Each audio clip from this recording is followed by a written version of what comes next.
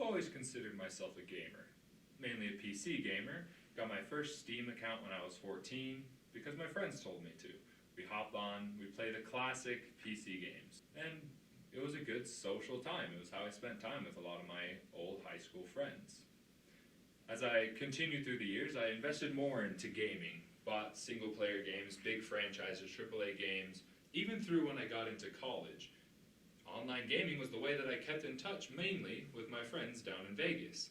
We'd hop on, usually in the evenings, play some GTA Online, or another round of Call of Duty, or Counter-Strike, anything.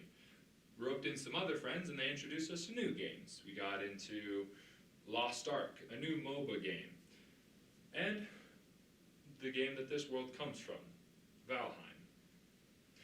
Valheim takes place in the realm of Valheim, a Norse mythological realm where the creatures of Helheim have surfaced.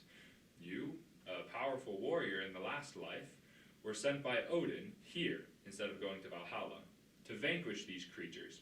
And once you do so, vanquishing all 6 elder monsters, you can go and rejoice in the realm of Valhalla.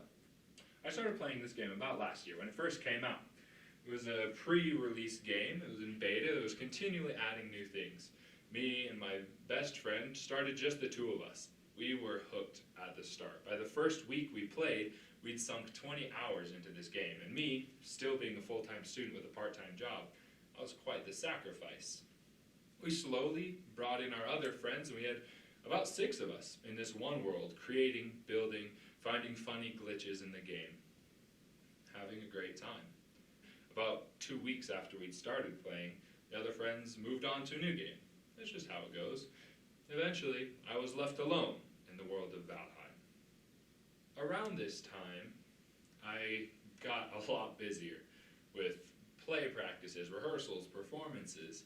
My evenings were full, so I couldn't go on and spend time with my friends because they had their own work in the day. I had my work in the evening. I'm not a mistress of the night.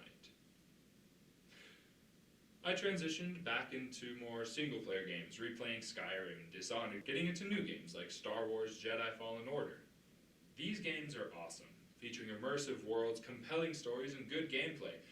I enjoyed playing them, but after a while I got burnout. The gameplay would feel old. I tried playing other games I had downloaded, but I was already kind of done with those. I had a meh feeling about digital media in general at this point with all the burnout. This kind of gets me into my theme of today, why video games are so great, but also the detriment that video games have on society. Concordia University in Texas put out a list of pros and cons of video gaming. One pro that they saw was improved basic visual processing, ability to contrast between colors even, and an increased ability to detect movement for visually impaired people. There's also enhanced executive processing, problem-solving, decision-making, multitasking from more exposure to video gaming.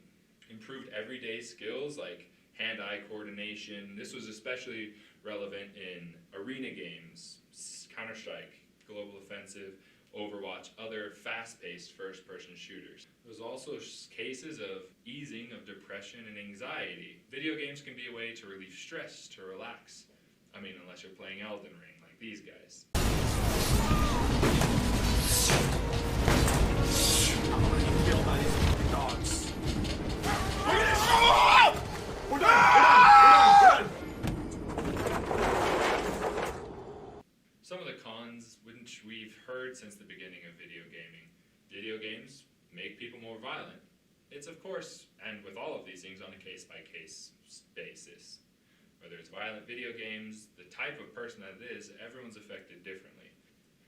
This is one con that I've definitely noticed, a decrease of ability to concentrate. In video games, you're used to that fast pace. There's always something to look forward to, always an objective, which there isn't always in the real world. You don't always have a list of quests that you have to go through. And so you lose concentration. It's harder to focus on something. Younger kids who have exposure to 2 or more hours of video gaming a day have increased levels of anxiety and depression. I think that some of that last bit is due to the lack of social ability that comes in some video games. The book Ready Player One, which came out in the early 2010s, talks a lot about how video gaming can impact social levels, depression, anxiety, and the entire world, really. In this story, the main character is obsessed, is addicted with the Oasis, this almost metaverse that we're seeing nowadays, where you can do anything and be anything. His only friends are in the Oasis. He has no real-world friends.